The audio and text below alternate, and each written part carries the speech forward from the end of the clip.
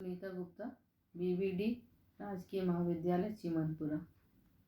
Class BCom part second, subject ABST, cost accounting, paper second. आज हम introduction लागत लेखांकन का स्टार्ट करेंगे और इसमें हम देखेंगे कुछ जो तकनीकी शब्द हैं जिनका अर्थ जानना बहुत ही ज़रूरी है। इसमें हम देखते हैं लागत, लागत निर्धारण, लागत लेखांकन तथा लागत लेखाशास्त्र। सामान्य बोलचाल में लागत निर्धारण, लागत लेखांकन तथा लागत लेखाशास्त्र को एक दूसरे के लिए प्रयुक्त किया जाता है, परंतु तकनीकी दृष्टि से इनका क्षेत्र अलग अलग है। इसलिए इन चारों शब्दों का अर्थ एवं अंतर जानना आवश्यक है।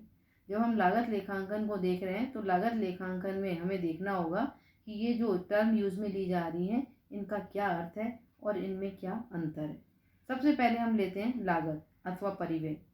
सामान्य अर्थ में अगर हम लें तो लागत का अर्थ ऐसे त्याग से है जिसे मुद्रा में व्यक्त किया जा सके। लागत का मतलब है जिसे कि हम मुद्रा में, मॉनेटरी, जिसकी एक्सप्रेस किया जा सकता है। इस शब्द का प्रयोग हमेशा संदर्भ के साथ करना होता है। जैसे लागत से तात्पर्य सामग्री लागत से है, श्रम लागत से है अथवा कुल लागत से है। लागत और व्यय में अंतर है। लागत में व्यय के अतिरिक्त सामग्री एवं श्रम लागतें भी शामिल होती हैं। लागत लेखांकन में व्यय शब्द का प्रयोग लागत के तीसरे तत्व के रूप में होता है, जबकि वित्तीय लेखांकन में सभी प्रकार की लागतों के लिए व्यय शब्द का प्रयोग किया जाता है। अब हम देखते हैं कि लागत की परिभाषा क्या है। ये तो हमने लागत का अर्थ देखा है। लागत की परिभाषा हम CIMA इंग्लैंड के अनुसार देखते हैं तो लागत से आशय व्यय, वास्तविक अथवा काल्पनिक, की उस राशि से है जो किसी विशेष वस्तु अथवा सेवा को प्राप्त करने में लगती है अथवा उससे संबद्ध होती है। ये लागत की परिभाषा CIMA इंग्लैंड के द्वारा दी गई है। अब हम देखते हैं लागत निर्धारण, कॉस्टिंग। लागत निर्धारण वास्तव में लागत ज्ञात करने की प्रविधि एवं प्रक्रिया है। हम देखते हैं कि एक व्यवसायी द्वारा कोई भी वस्तु की लागत ज्ञात करने के लिए जो भी टेक्निक, प्रविधि का प्रयोग किया जाता है उसे ही परिव्यांकन कहते हैं। यह जो है ये विधि लिखित, मौखिक या मानसिक प्रक्रिया द्वारा भी संभव है।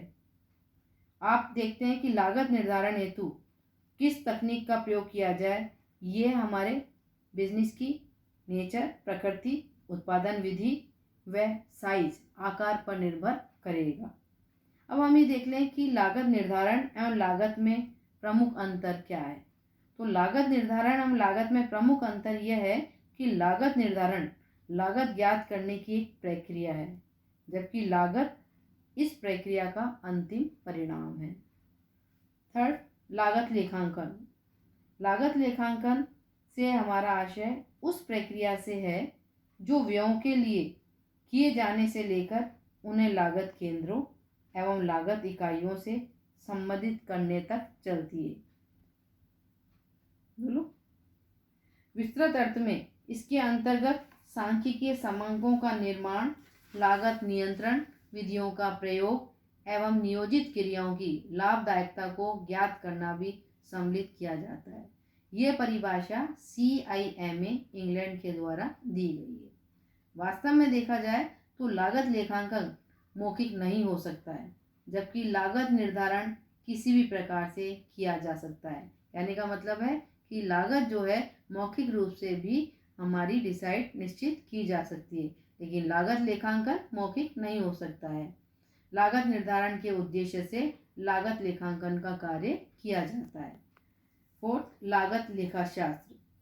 लागत लेखाशास्त्र से हमारा तात्पर्य लागत नियंत्रण के विज्ञान, कला एवं व्यवहार के लिए तथा लाभार्जन योग्यता के निर्धारण के लिए लागत निर्धारण तथा लागत लेखांकन के सिद्धांत, विधियों एवं प्रविधियों को लागू करने से लगाया जाता है।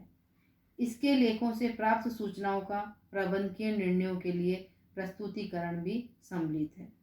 अब हम ये देखते हैं कि लागत लेखांकन वास्तव में जो है वो एक प्रक्रिया है जबकि लागत लेखा शास्त्र उस प्रक्रिया का प्रयोग है। लागत लेखा शास्त्र का क्षेत्र बहुत ही व्यापक है। इसके अंतर्गत लागत निर्धारण एवं लागत लेखांकन के अतिरिक्त लागत नियंत्रण एवं लागत अंकेक्षण भी शामिल किया गया है। अब हम आगे देखते हैं लागत लेखांकन के उद्देश्य। लागत लेखांकन के कई उद्देश्य बताए गए हैं, जिसमें हम देखते हैं सबसे पहला है लागत निर्धारण। लागत निर्धारण का मुख्य उद्देश्य लागत निर्धारण है। इसके लिए कई प्रकार की लागत की प्रविधियों और पद्धतियों का प्रयोग किया जाता है। लागत का वर्गीकरण व विश्लेषण करके हम कुल लागत व प्रति इकाई लागत ज्ञात कर सकते हैं। दूसरा लागत नियंत्रण। लागत नियंत्रण आपके योजनाबद्ध तरीके से प्रति इकाई पर लागत पर नियंत्रण करके उसमें कमी करके लाया जा सकता है। लागत नियंत्रण के लिए दो तकनीकों का प्रयोग किया जाता है। पहली बजटरी नियंत्रण एवं दूसरा प्रमाप लागत लेखांकन। इन दोनों तकनीकों के द्वारा लागत नियंत्रण किया जा सकता है। थर्ड लागत न्यूनीकरण। लागत न्यूनीकरण लागत नियंत्रण से इस रूप में भिन्न है कि लागत नियंत्रण में वस्तु की किस्म में गिरावट को ध्यान में नहीं रखा जाता है, जबकि लागत न्यूनीकरण में वस्तु की किस्म को बनाए रखते हुए लागत में कमी की जाती है। कहने का मतलब है कि लागत को हम मिनिमाइज करने के लिए उसकी क्वालिटी को बनाए रखेंगे और क्वालिटी को मेंटेन करते हुए कॉस्ट में उसकी लागत में कमी करते हैं। और लागत न्यूनीकरण में लागत नियंत्रण की तरह पहले से कोई भी प्रमाप अथवा बजट को लक्ष्य के रूप में नहीं रखा जाता है। फोर्थ लागत विवरण एवं प्रतिवेदन बनाना। मैनेजमेंट को प्रबंध को समय समय पर निर्णय हेतु विभिन्न प्रकार की सूचनाओं व विवरण की आवश्यकता होती है।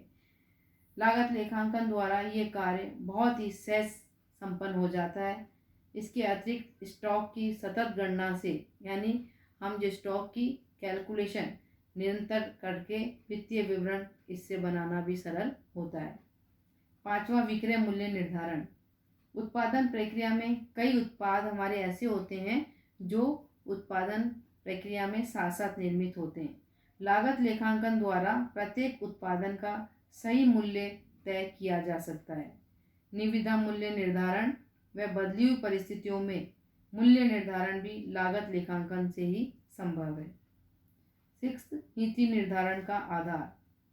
प्रबंध को कई प्रकार के निर्णय लेने होते हैं। समय समय पर कई प्रकार के निर्णय लेने होते हैं, जैसे कौन सा माल खरीदे, हानि पर विक्रय करे या उत्पादन बंद कर देवे, कौन सी मशीन खरीदे, श्रमिकों को मजदूरी का भुगतान समय के अनुसार किया जाए अथवा कार्यानुसार किया जाए आदि। इन सभी नीतियों के निर्धारण में लागत लेखों का महत्वपूर्ण योगदान होता है। सातवां वैधानिक आवश्यकता की अनुपालना। कई उद्योगों में लागत लेखांकन कंपनी अधिनियम के अंतर्गत केंद्रीय सरकार द्वारा अनिवार्य कर दिया गया है, अतः लागत लेखांकन इस उद्देश्य की पूर्ति भी करता है। अब हमारे उद्देश्य मेन यही थे। आज हम इस अपने टॉपिक को यहीं समाप्त करते हैं।